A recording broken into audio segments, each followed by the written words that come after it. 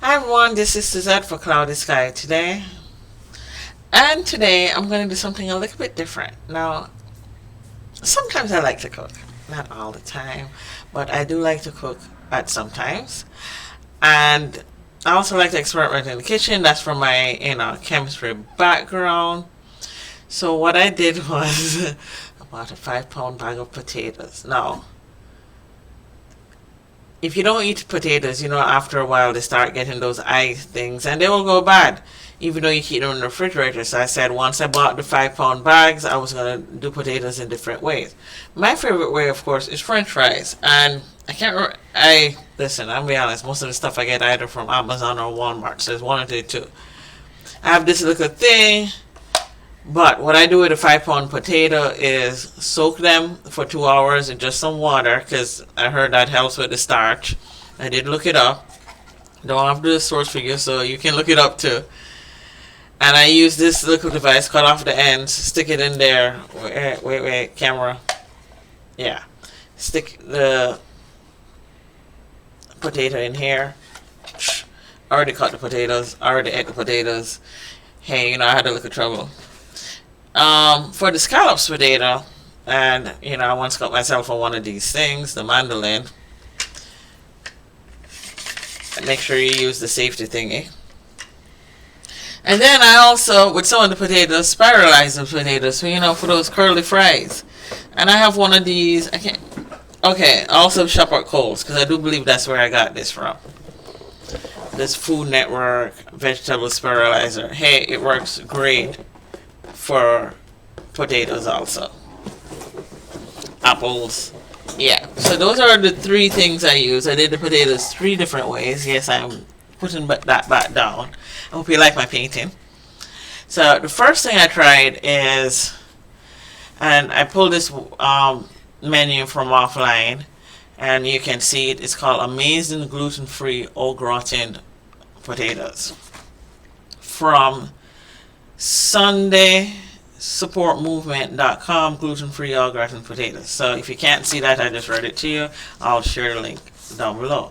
Now the thing with this recipe is, and I'm putting this back down because it's covering my notes, because as much as I pulled down the recipe, I wasn't going to use all 2 pounds for this. So I actually 2 pounds, and I went down to 8 ounces. 8 ounces is 16 ounces is a pound.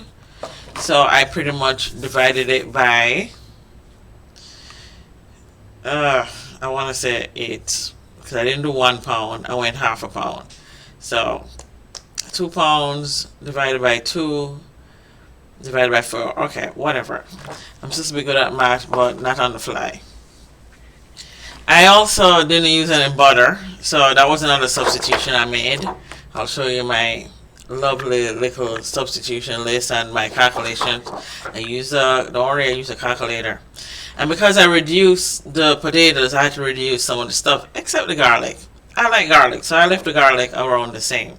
And the salt and pepper, because you still need some. So instead of 1 tablespoon butter, and then later on, because you use that butter to put with the garlic and stir the garlic to coat the butter.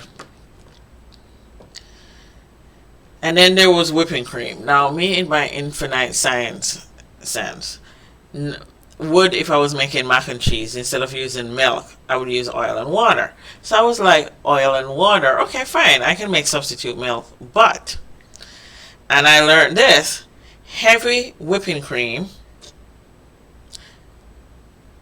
would need some cornstarch. If you don't have the ingredients, you can always substitute, but you just gotta, the heavy whipping cream also brings a binding agent. So this is me. Now I'm wearing the strap, I had a phone at the strap while I was cooking, so I could have my hands free. And I also sped this up because, reading and trying to do stuff is kind of hard. So there I have I spiralized the potatoes. There, I instead of it just using oil and water, I decided to use a little chicken stock to give it flavor because the recipe sounded kind of bland. So that's what I did.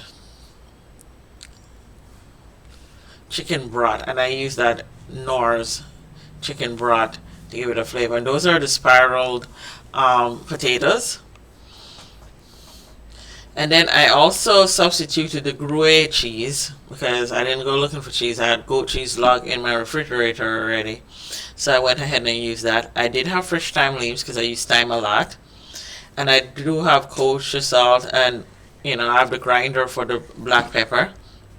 Garlic, I do use garlic a lot. So that's in my house. I try to use what's in my house, and then I try to work out what I don't have at home. I'm going to get something like that.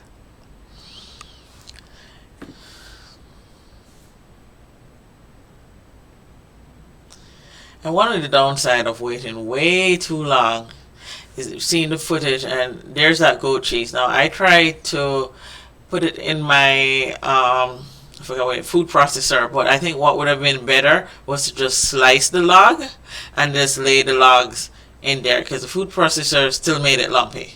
And the whole idea is to get it from a log form and then trying to take it into the food processor. That was just a nightmare. So yeah, I mean, it's good to experiment, but not every dish is going to come out how you want it. And in this case, I'll jump ahead and give you the result. It was a nightmare.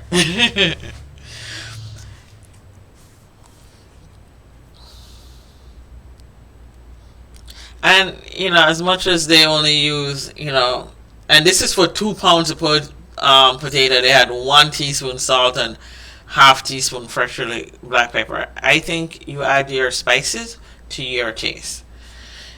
Now the heavy cream, I definitely would say it was needed here. I didn't realize till afterwards because it came out, the goat cheese not so much, but the other recipe, which I'll do next, you'll see what I'm talking about. Can you substitute? Yes. But sometimes it's better to follow the recipe as written. But sometimes you don't have all the ingredients. So, you got to do best. So I had a little time. Well, it did call for some thyme leaves optional. But to me, the more spice, the better. I mean, I do like a cheesy potato, but I have to admit that if I was to try this recipe again, I either would try to get the heavy whipping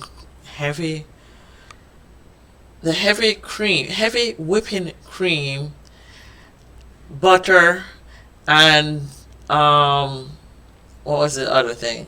Butter, heavy whipping cream, Gruyere cheese, to get what they were saying in the recipe. But if you don't have what they have, I like to know what you can substitute with. Probably have to search for some more recipes. Some online things tell you can use for thickening agent, and you'd have to mix it with a little water, because that's another thing that the heavy cream does, is cornstarch. Now, some people don't like cornstarch because, the whole GMO business, a lot of corn grown in the USA is genetically modified. Yeah. I mean, I totally understand. I do try to eat healthier and try and get organic for certain things like garlic, because I like to eat it raw.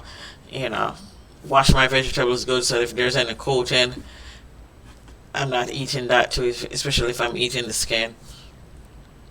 But, let's see, now I put a little dollop of that cheese on top and put a little bit more salt and pepper. I wrap it up like they say in a little aluminum foil and then stick it in the oven. And then I'm going to set the timer, and I use a loaf tin because, like I said, I want to say I quartered the recipe, because from 2 pounds, I got to write it down. My math skills are not that great anymore, where I could just go, off my head. So if you go into 2 pounds to half, so 2 pounds is 32 ounces, right? So I'm going to write in the back of this paper. 32 ounces, because 16 ounces is in a pound. Okay, so that was that, but I still want to calculate, because, that's what I do.